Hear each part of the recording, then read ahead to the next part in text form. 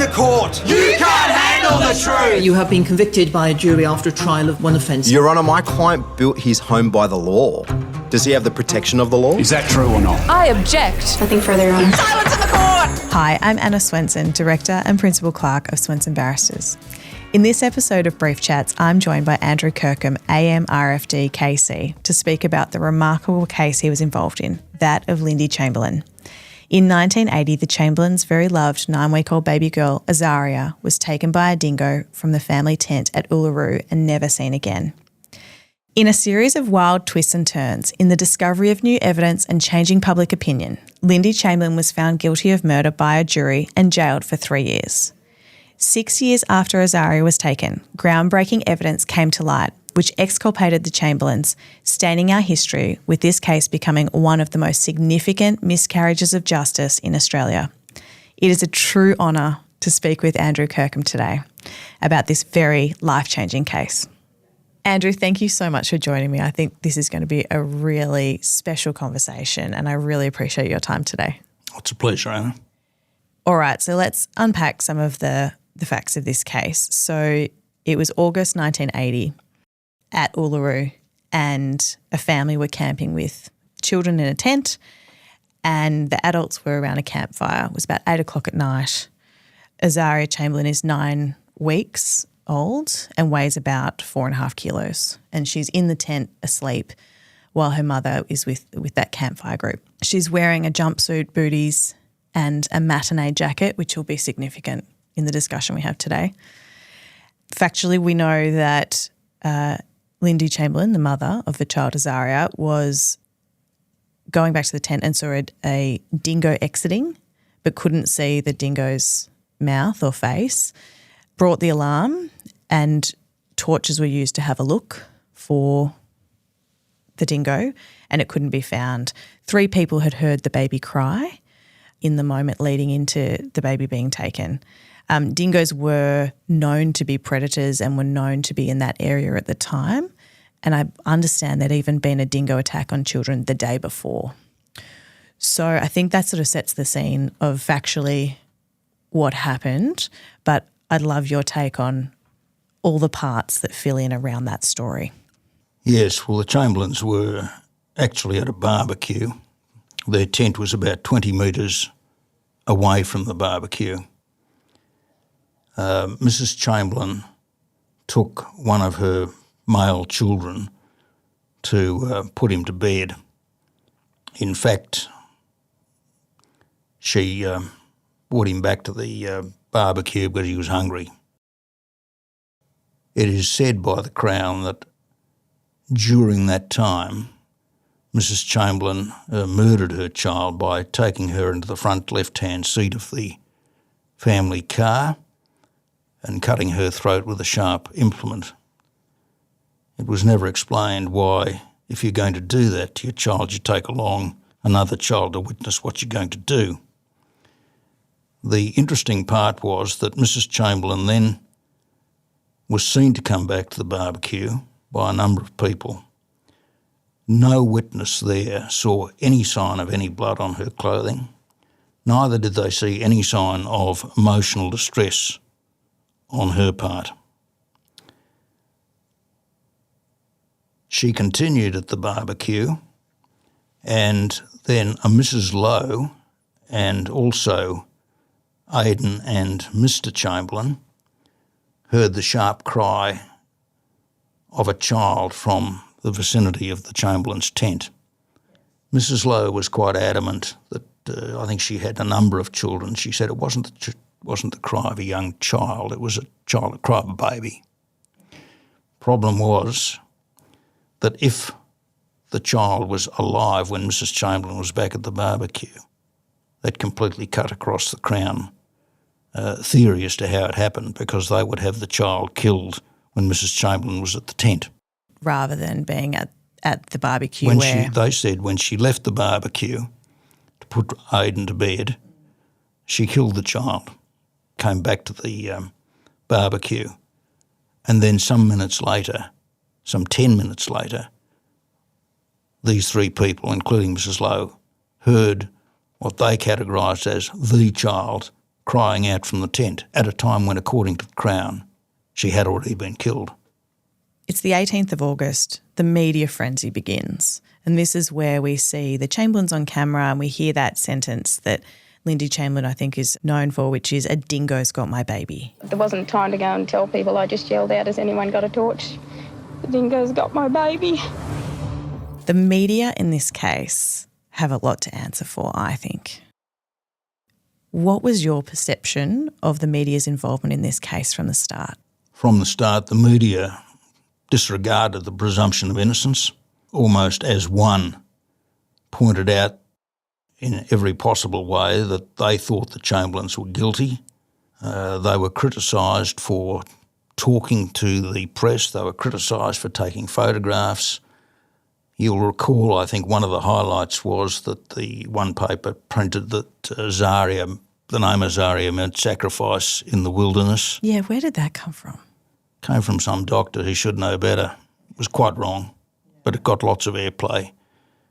And I've said this before, but if you think Cardinal Pell got bad press before his trial, well, double it or triple it for the Chamberlains. It was interesting to me in the Channel 7 program with Denham Hitchcock, who interviewed a juror, and she said that before the trial started, but after the jury had been impanelled, they had a bit of a chat about things, and they all thought that as a consequence of what they'd heard and read previously, she had to be guilty. So we started off kicking against the wind and continued for all four quarters. Absolutely. I think this is a case where certainly there was a feel about what had occurred, and that feel was set by those investigating, the police. And then it was that the evidence must fit what they suspected had occurred. One thing I wanted to talk about was some of those evidence points. So within a week of Azaria being taken, the jumpsuit, the booties, the nappy and the singlets that she had been wearing had been located. Can you talk about that evidence? The Crown said to Mrs Chamberlain, if a dingo was involved, Mrs Chamberlain, why was there no dingo hair or saliva on the jumpsuit? She said, because possibly the child was wearing a matinee jacket. She was asked to describe the matinee jacket. She described it as a marquee jacket with a lemon thread through the collar. Very specific. Very specific. That wasn't accepted by the Crown, who said that her story of a dingo involvement and by extrapolation the matinee jacket was a calculated, fanciful lie. Can we talk about how that occurred? Because I find this quite a shocking course of events in how the courts have dealt with this matter. So we start with the first inquest in February 1981. That inquest finds that the Chamberlains are exonerated of any fault, but person or persons unknown are said to have been involved in the case in relation to hiding evidence or changing evidence. The disposal of the clothing, I think. Okay, that was the key part. Is that what kicked on then for this to become a criminal trial? Well, because the coroner, Mr Barrett, was so critical of the police forensic evidence, made some stinging criticisms. The police didn't accept those criticisms and clearly enough thought that Mrs Chamberlain was guilty of murder and that this verdict was perverse on the part of the coroner. So if we track through this chronology again, we have the first coronial inquest, then the Crown go off and obtain new evidence after the Chamberlains had been exonerated by that first inquest. What happens next? They gathered the evidence and it was extensive. They then applied, this Crown applied to the Northern Territory Supreme Court in camera. Can you explain what in camera means for our audience? Well, it was a closed court. So it was a secret. It was secret, if you like. We certainly were not told and the Chamberlains were not told. And they sought, on the basis of this new evidence, which the Chamberlains were unaware of, to get the judge to set aside the first finding, Mr. Barrett. Had there been notification to the Chamberlains that this was in prospect, the Chamberlains could have sought to be heard. But if they had sought to be heard, they could only be effectively heard once they had accessed the new evidence so that they could say, well, this new evidence just doesn't justify reopening the inquest. What was that new evidence? That was all the scientific evidence that had been collected. About the jumpsuit? About the jumpsuit, about absence of dog hairs in the tent, about whether a dingo's head could encapsulate a child. It was all the blood analysis. It really felt like, in reading that the police had gone really hard to gather this evidence. I don't think there's any doubt they did. So then that evidence comes together, there's the secret hearing, and the first coronial inquest is set aside. Is that correct? It was. And then we're leading in now to the second inquest, which is early 1982. Well, that's when I became involved. I'd been doing some work in the territories, I told you. One of the solicitors I worked for or with was Peter Dean. The Chamberlains approached him. He engaged an Adelaide silk called Phil Rice, and he asked whether I'd be junior counsel to Phil Rice in this second inquest. How did you feel getting that call? Did you know about this case? We had no concept then that it would blow up in the way that it subsequently did and has, or that it become part of Australian folklore. I was a gunslinger doing criminal trials. Murders were on the menu. There's no reason not to do it, so I said, yeah, I'll do it. So let's talk about the huge injustice that second inquest served into the fabric of this case. The major injustice of the second inquest was this. The Crown had more than sufficient evidence to hold a committal hearing to see whether the Chamberlains should be committed to stand trial for murder and being an accessory after the fact of murder. Had they done that, the Chamberlains could not have been compelled to give evidence at all. They would have been invited at the end of the evidence if they wanted to give evidence, but didn't have to. And to clarify for our audience, in a normal murder case, there would be a committal? Yes. In this case, it was the most significant unfairness that I've experienced in my time in the law. What they did was to refuse Phil Rice and myself access to any of the material that they'd got, any of the inculpatory material. And they decided, because this is an executive exercise, not a judicial exercise, that is a coronial inquest, that they would call the Chamberlains first up. Chamberlains had no knowledge of anything that the Crown had, neither did we. So they're going in blind. Going in blind. And I submitted that this was, they had rights to object to answer questions if they wished to, but they couldn't do this in a vacuum. So I refused to answer that question because the answer might incriminate me. Well, there was plenty of reasons why we wouldn't want to do that anyway, but the fact of the matter was that it was a right of theirs if they wished to take advantage of it. You can't do that in a vacuum if you don't know what the surrounding evidence is that may incriminate you. It would have felt like you're going into battle, but you don't know what ammunition the other side have. That's exactly right. We spoke to the counsel assisting, Mr. Sturgis. We spoke to Mr. Galvin, who was the presiding magistrate. And in the end, we got nowhere. We spoke to the Chamberlains. They were keen to go on. And so we did. But I should say the trial judge thought that was so unfair that during the trial on our application, he prevented the Crown from utilising any of the evidence given by the Chamberlains in the second inquest.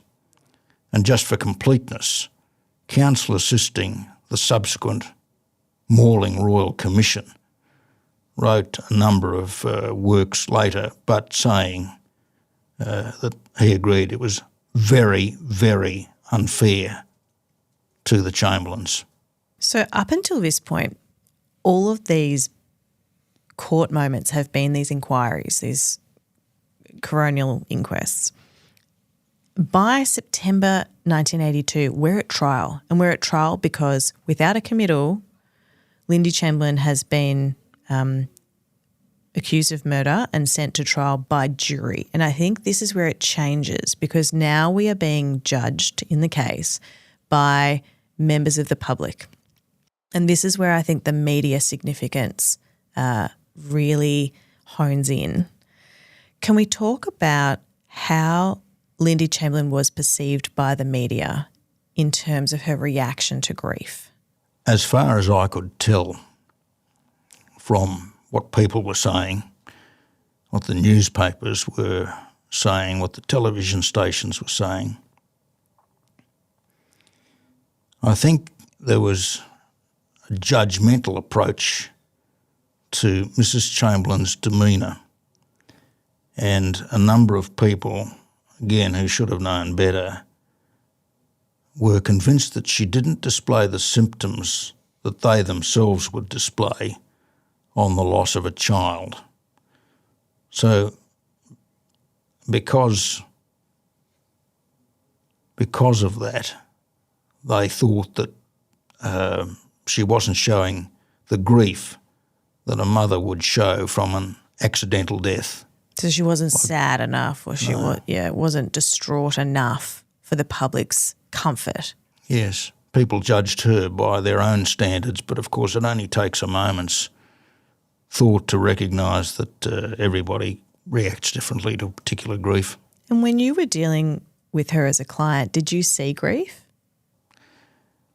I saw a very brave woman who was suffering greatly from the death of the child. No question about that. She was a very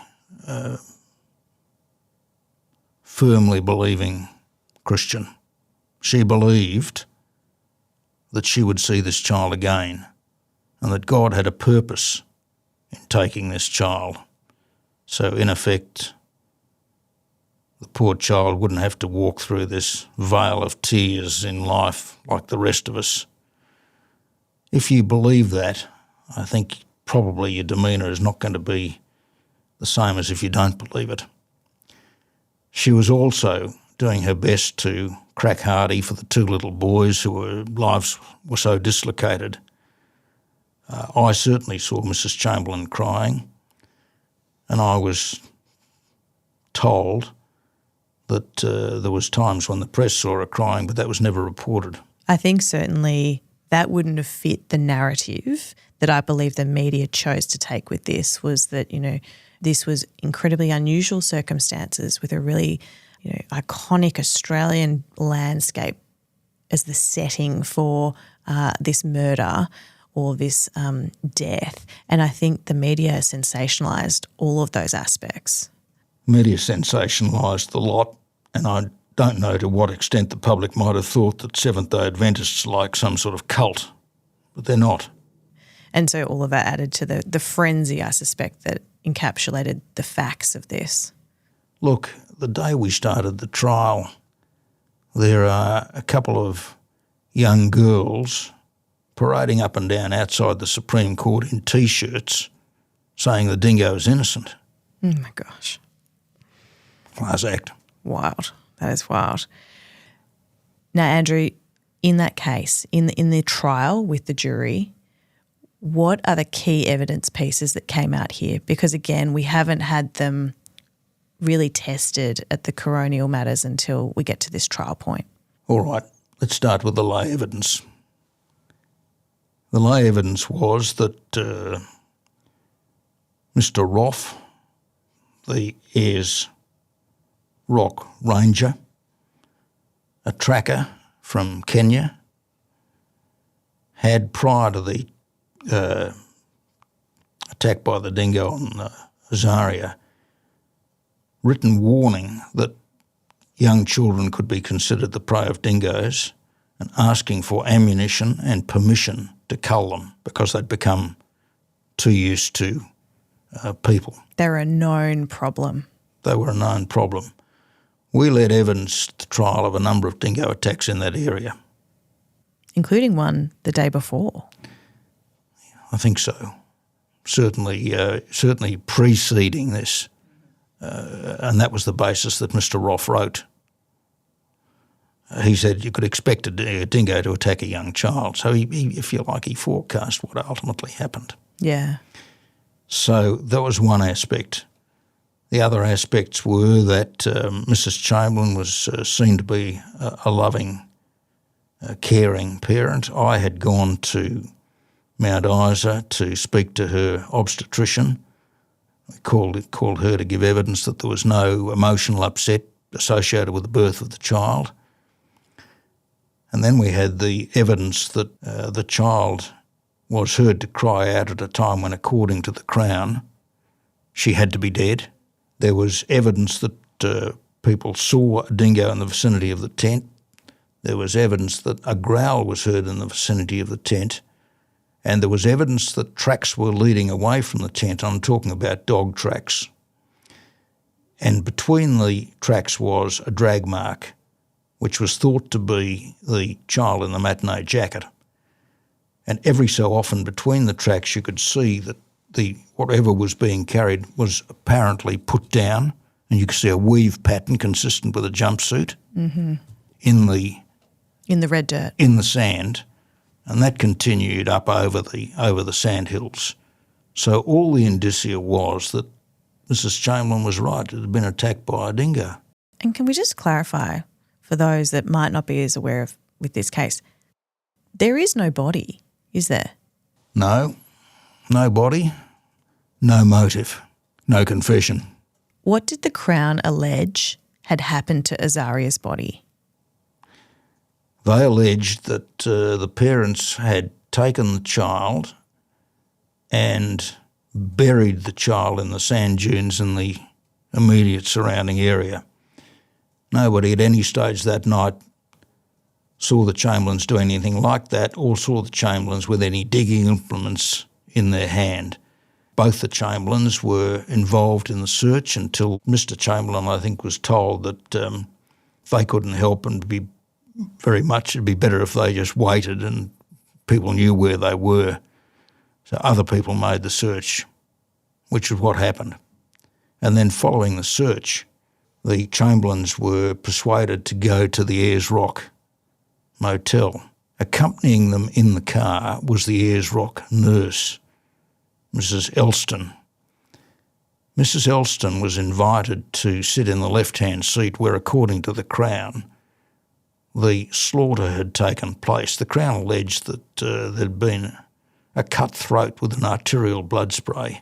To the neck. Yes.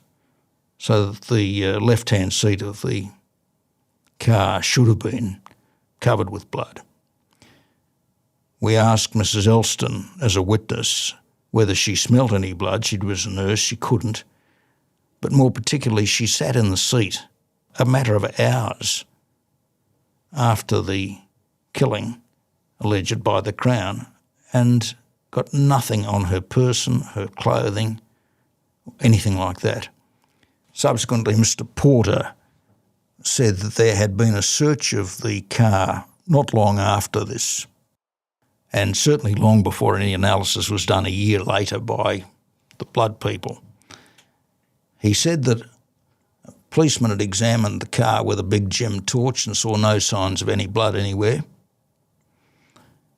and also that he searched the car but found no cutting implement in the car. The Crown relied on the fact that a pair of scissors was found in the boot of the car over 1 year later when they were doing the analysis of the car for bloodstains. I feel so frustrated for them at this point. How did you feel going into this trial? How did you feel through the 35 days of running this trial? Did you feel like this was going to be okay? Did you feel like the evidence was really on your side? We felt the lay evidence was utterly convincing, all the lay witnesses. When we got to the forensic evidence, however, which is essentially what the Crown relied on, then there was a fearful to and fro. See, Mrs. Cool had done a lot of tests. Let's talk about Mrs. Cool. She's the blood specialist? Mrs. Cool was the blood specialist engaged by the police. She was the New South Wales Forensic Laboratory. And where was she examining? What was she examining? She was examining essentially the car. The inside of the car. The inside of the car.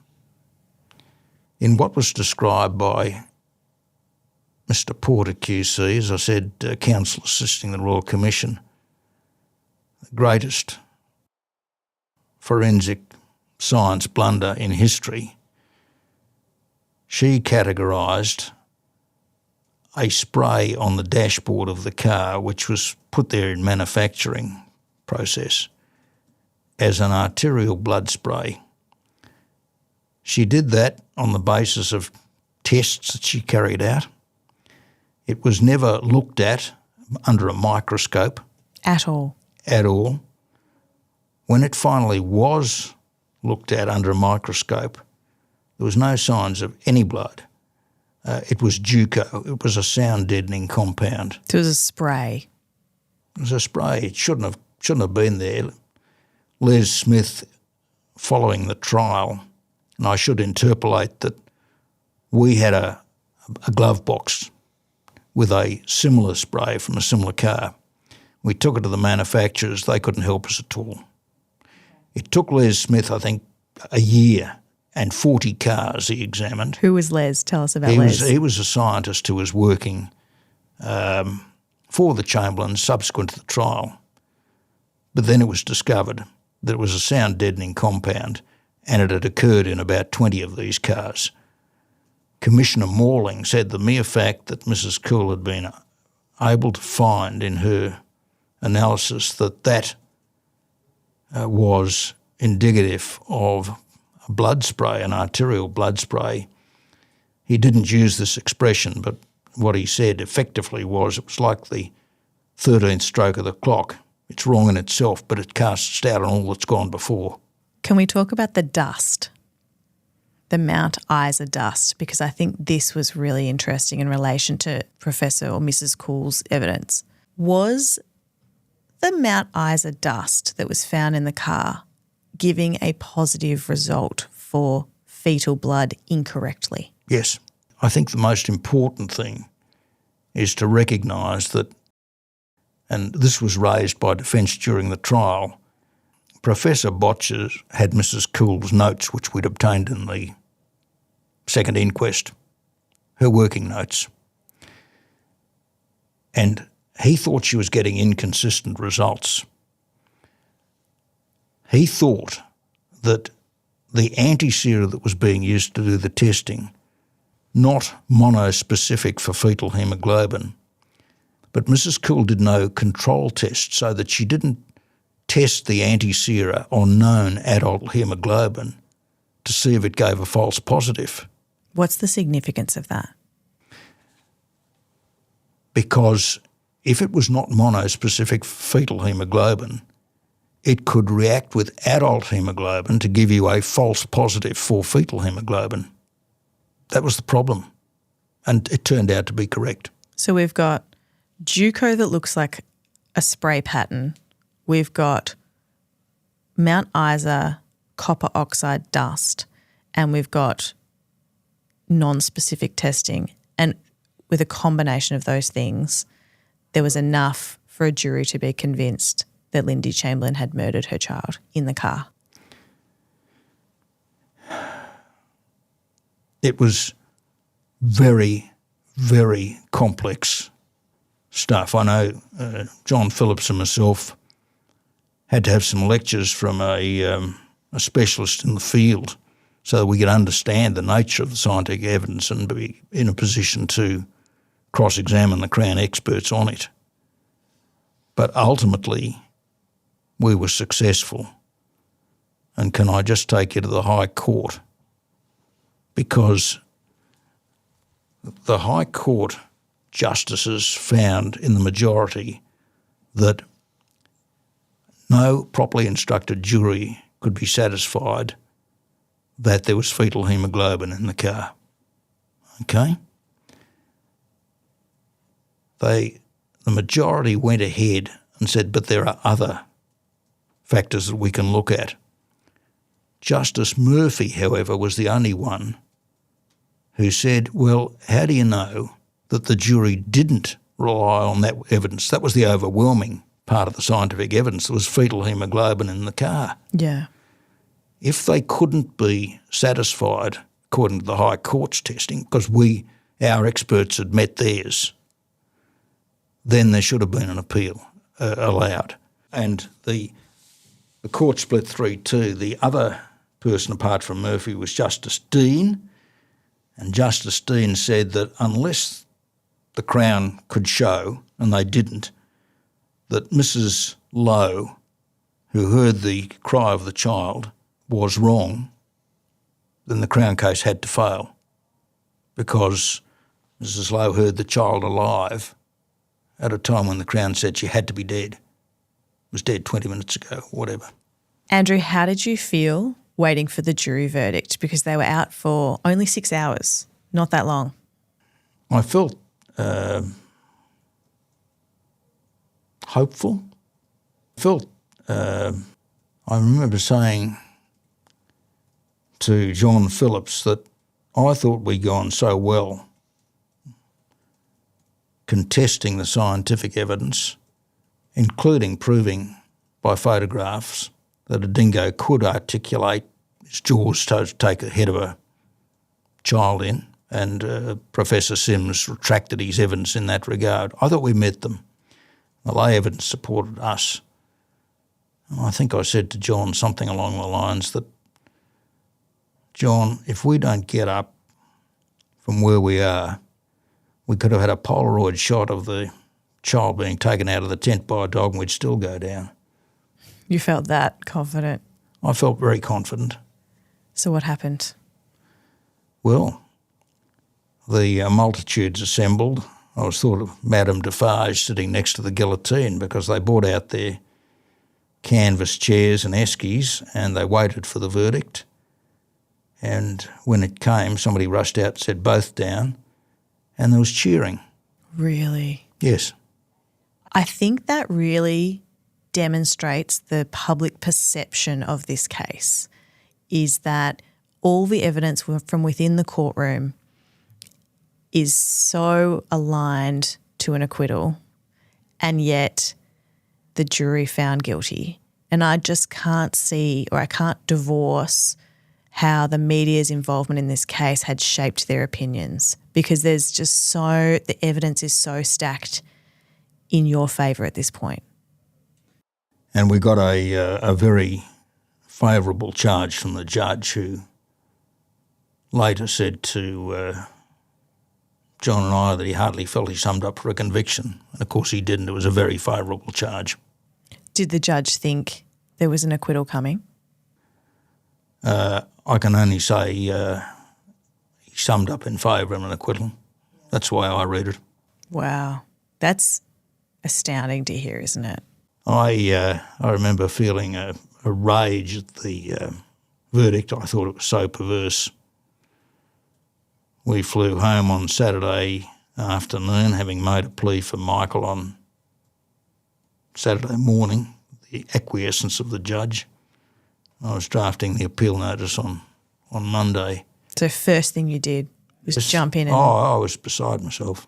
Well, not beside myself, but I was very cross, very angry.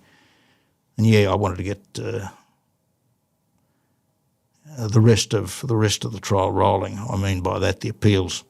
Andrew, I want to take you through to 1986 because I think this is a real turning point here. So in 1986, an English hiker, David Brett, falls while climbing Uluru and dies and is devoured by dingoes.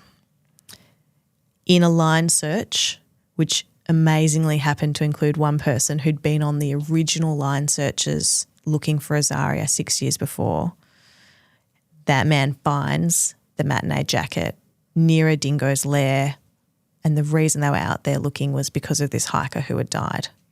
They were looking for his arm, which had been thought to have been severed from his body by dingoes. And yes, they found the matinee jacket exactly as it had been described in the trial by Mrs. Chamberlain, a marquee jacket with a lemon thread through the collar, in the vicinity of about 100 yards from where they'd found the jumpsuit 5 years previously. So after that matinee jacket is found, tell me what happened in this case. Because at this point, Lindy Chamberlain is in jail, having been found guilty of murder and has been there for 3 years. What happens with the revelation of that matinee jacket being found? Well, I should go back one and say why it had the importance that it did. And that is because the Crown asked Mrs. Chamberlain to explain why, if there was dingo involvement, there was no dingo hairs or saliva on the jumpsuit. And she said possibly because the child was wearing a matinee jacket which covered the jumpsuit. And the jumpsuit had been found, the booties had been found, but the matinee jacket had not. That's right. At that time. So the Crown categorised her evidence in this regard as a calculated, fanciful lie. Do you remember getting that phone call that the matinee jacket had been found? Yes. In fact, I was asked to escort it to the Victorian Forensic Science Laboratory. So it was stiff as a plank and still grass in it, mud. So yes, I felt exaltation, I think. That would have been quite a moment. It was really very pleasing. I should also say that nearly all the experts who gave evidence at the Royal Commission contradicted what they'd said during the trial. So Professor Chaikin, who said no dog's teeth could make marks like that in the jumpsuit, said he was wrong.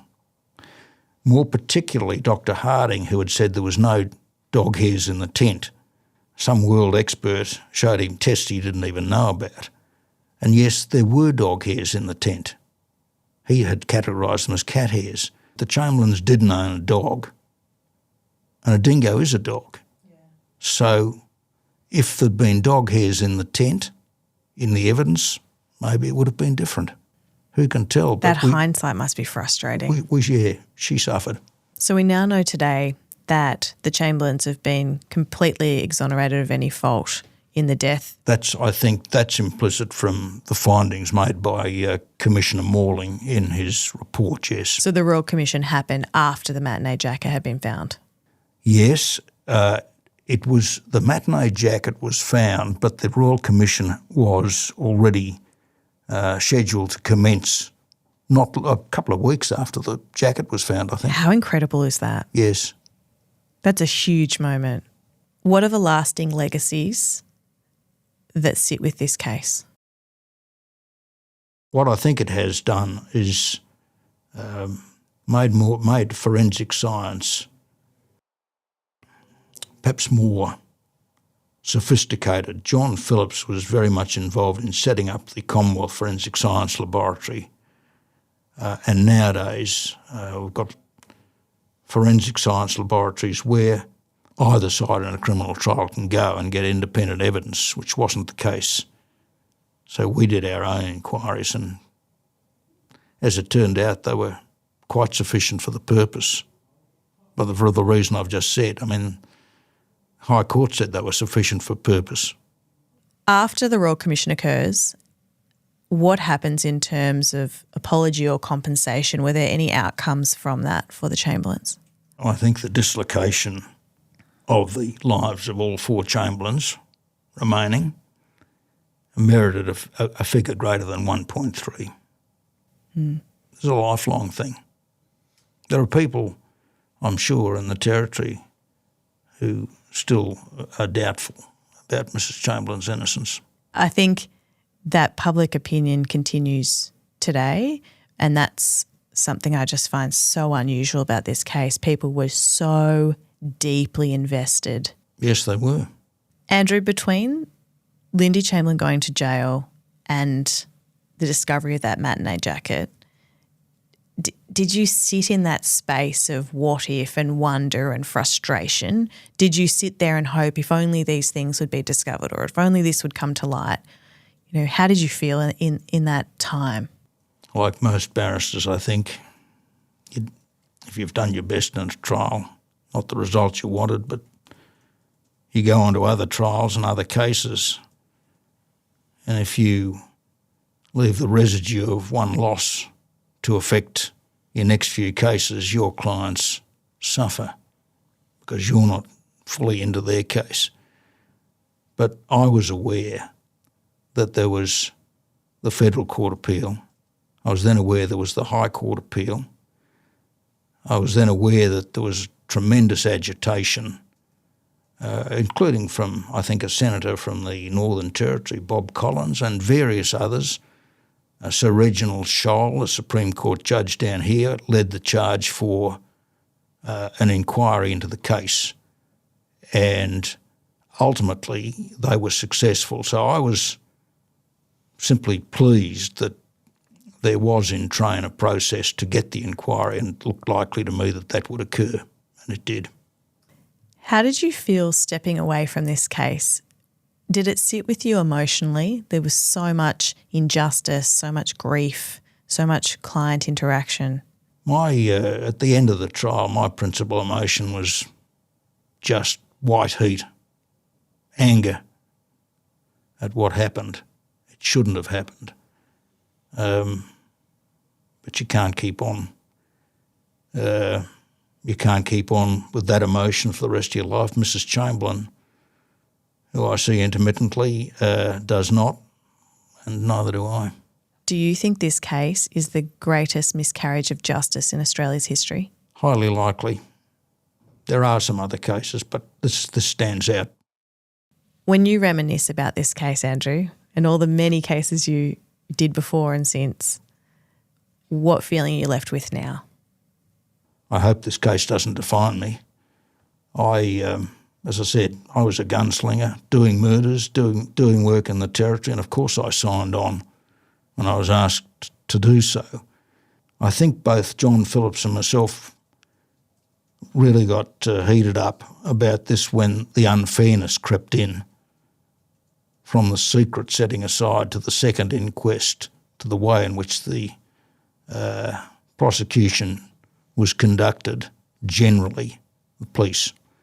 I've done other cases, but they don't seem to resonate with the public as much the Chamberlain does. But look, I'm glad I was in it. I'm glad that John and I can say we fought to the last minute of the last hour for the Chamberlains. We really did. We wanted to win. We really tried hard, and we should have won. And ultimately, I think the Royal Commission indicated, yes, we should have won. Well, I think the Chamberlains are incredibly lucky to have you involved in this case, not only for your mind and your craft, but especially for your empathy, because I think the legal process is such a tough one to go through, and especially where the circumstances of losing a child are overlaid into the factual scenario. So to have you talk about this case today with the empathy and kindness that you do, I think is really impressive. Thanks, Anna. Thank you for joining me. It's a pleasure. Silence in the court.